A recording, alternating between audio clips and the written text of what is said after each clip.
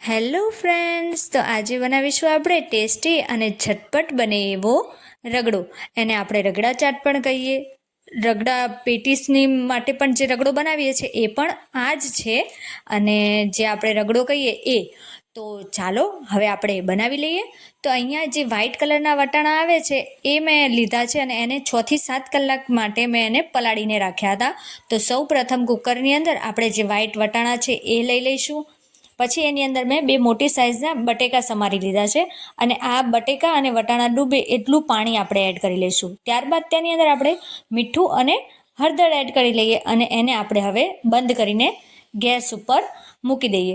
તો આ રગડો છે એ મુંબઈની અંદર રગડા ચાટ બોલે છે. આપણે ત્યાં પણ આપણે રગડા માટે જે મતલબ કે પાણીપુરી ખાઈએ છીએ અને એની જોડે પણ રગડો આવે, તો એ પણ તમે આ રીતે કરી શકો છો. હવે મેં અહીંયા 3 થી 4 વિસલ વગાડી લીધી છે, અને ત્યારબાદ તમે જોઈ શકો છો કે બટેકા તો એકદમ ચડી જ ગયા છે, પણ વટાણા છે એ પણ દબાવીએ એટલે એકદમ સોફ્ટ થઈ ગયા છે. અને આના લીધે આપણો રગડો એકદમ ઘાટો પણ બનશે, અને જેમ જેમ પાણી નાખતા જશે એમ ઘાટો બનતો જશે, અને એકદમ સરસ ક્વોન્ટિટીમાં બની જશે. તો હવે આપણા જે વટાણા અને બટેકા છે એ બફાઈ ગયા હતા. તો હવે એક તરફ આપણે પેન લઈને એનો વઘાર કરી લઈએ. તો પેનની અંદર મેં અહીંયા થોડું તેલ લીધું છે, થોડું જીરું, અને એમાં હિંગ એડ કરી લીધી છે.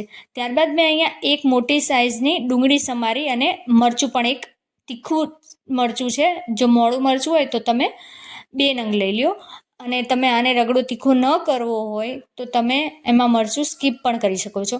હવે આપણે ડુંગળી લીધી હતી એ સરસ રીતે સતળાઈ ગઈ છે થોડીક.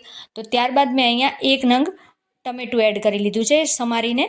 તો હવે એને પણ આપણે સરસ રીતે હલાવી લઈશું, અને એ બધું ચડી જાય, થોડું અધકચરું જ ચડવા દઈએ. ત્યારબાદ આપણે તેની અંદર બધા મસાલા કરી લઈએ. તો ડુંગળી અને ટમેટાના ભાગનું આપણે મીઠું એડ કરી લીધું હતું, હળદર અને મરચું પાવડર અને થોડું ધાણા જીરું એટલું એડ કરીને આપણે તેને સરસ રીતે ચડવા દઈએ. હવે થોડું ચડ્યા બાદ જે આપણે મસાલા એડ કર્યા હતા એ બળી ન જાય એના માટે આપણે અહીંયા 2 થી 3 ચમચી જેટલું પાણી એડ કરીને તેને મિક્સ કરી લઈશું, અને તેને ચડવા દઈશું. અહીંયા મેં અડધી ચમચી જેટલો ચાટ મસાલો એડ કરી લીધો છે, અને તેને પણ સરસ રીતે મિક્સ કરી લીધું છે. તો હવે આપણે તેને થોડી વાર માટે રહેવા દઈશું. પણ હવે તેને આપણે આજે આપણે રગડા માટેના વટાણા અને બટેકા બફાયેલા હતા એ એડ કરી લઈએ, અને એની અંદર આપણે જે પાણી હોય એને ફેંકી દેવાનું નથી, એ પણ આની અંદર એડ કરી દેવાનું છે. અને જે આપણે ભાજી પાઉં માટે મેશ કરવા માટે આપણે લઈએ છીએ એને જ લઈ જે બટેકા છે આપણા એ આનાથી મેશ કરી લઈશું, એટલે કે દબાવીને એને એકદમ ક્રમ કરી લઈશું. મતલબ આપણે જે બટેકાને છૂંદો કરી લેવાનો છે. અને હવે આપણે બટેકા સરસ રીતે છૂંદો થઈ ગયો છે, તો આપણે એને આવી રીતે ધોઈને જે વધારાનું પાણી હોય એ પણ એમાં એડ કરીશું. આમાં જેટલું આપણે પાણી એડ કરતા જઈશું એટલું જ વટાણાના લીધે એ પાણી એડ કરીશું તો પણ ઘાટો રગડો થતો જશે, એટલે પાણી વધારે પણ પડી જાય તો પણ ચિંતા નથી. તો હવે આ બધું આપણે ખૂબ સરસ રીતે મિક્સ કરી દઈશું, અને હજી પણ એમાં થોડું પાણી એડ કરી લઈએ, એટલે કે આપણે જેટલો રગડો જેટલો ક્વોન્ટિટી એટલે કે પતલો કે થોડો ઘાટો જે પ્રમાણે કરવો હોય તે પ્રમાણે થઈ જાય. અને આને હવે આપણે થોડી વાર માટે ઉકળવા દઈશું. એક ઉભરો આવી જાય એટલે કે થોડું ઉકળે ત્યારબાદ આપણે તેની અંદર કોથમીર એડ કરી લઈશું. તો આની અંદર આપણે જે બધા સ્પાઇસી અને એ બધું ખાતા હોઈએ એ લોકોને તો આ ચાટમાં વધારે મજા આવે છે. અને એમાં પણ આપણે આની ઉપર આંબલીની ચટણી, કોથમીરની ચટણી ને એ બધું એડ કરીશું એટલે તો ખૂબ જ ટેસ્ટી લાગે છે. તો અહીંયા મેં ધાણાભાજી પણ એડ કરી લીધા હતા, અને તેને આપણે હવે ગેસ બંધ કરી લઈએ, અને આપણે એને પ્લેટમાં કાઢી લઈએ. તો મેં અહીંયા એક ડીશમાં બધો જેટલો રગડાની અંદર આપણે પ્લેટિંગ કરવાનું છે એ કાઢી લઈએ.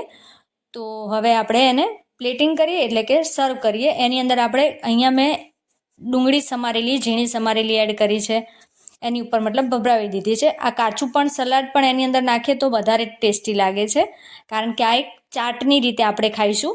તો એની અંદર થોડું ટમેટું છે સમારેલા એ એડ કરી દઈશું ઉપરથી, અને એમાં ઉપરથી આંબલી અને ખજૂર આંબલીની ચટણી છે એ એડ કરીએ. ખજૂર આંબલીની ચટણી તમારે કેવી ટેસ્ટી જોઈએ છે, ખાટી મીઠી બનાવી હોય એ પ્રમાણે તમે એડ કરી લો. અને તેની ઉપર આપણે ધાણાની ચટણી એટલે કે કોથમીરની ચટણી એડ કરી લઈએ. અને આને આવી રીતે પણ ખાઈ શકો છો, એની ઉપર થોડા મમરા એડ કરી શકો છો. હવે મેં અહીંયા એકદમ ઝીણી નાયલોન સેવ નહીં પણ એકદમ ઝીણી સેવ આવે છે એ એડ કરી લીધી છે. તો આપણો રગડો એકદમ રેડી છે. હવે તમે પણ બનાવો અને કહો કે તમને આ રગડો કેવો લાગ્યો અને કેટલો ભાવ્યો. હવે આની ઉપર આપણે દાડમના દાણા પણ એડ કરીને એ રીતે પણ ખાઈ શકીએ. જેટલું આમાં નાખીએ એટલું ઓછું છે. તો આપણે જે ટેસ્ટિંગવાળા છે ભાઈ, આપણે દિવસે એને ચખાડીને જોઈએ કે એને રગડો કેવો લાગ્યો, અને એને તો ખૂબ જ સરસ લાગ્યો. તો તમે પણ બનાવો અને થેન્ક યુ.